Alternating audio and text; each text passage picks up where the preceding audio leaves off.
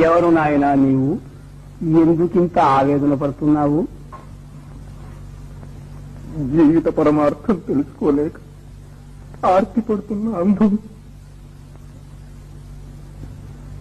జీవితానికి పరమార్థం అంటూ ఒకటి ఉందనుకుంటున్నావా?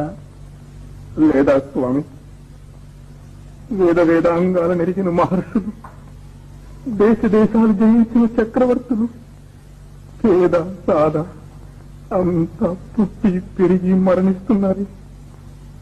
వీరంతా మరణించిన తర్వాత ఏమవుతున్నారు స్వామి?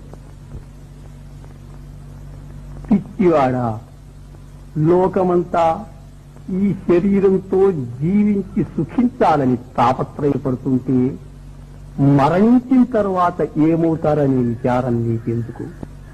ఆ విచారం వదులుకో.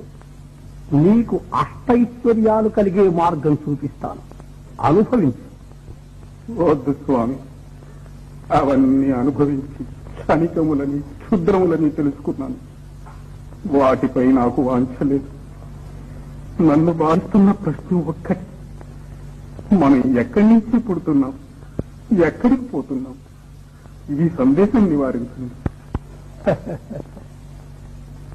ఈ రహస్యం తెలుసుకోవటానికి దేవతలకే సాధ్యం కాలేదే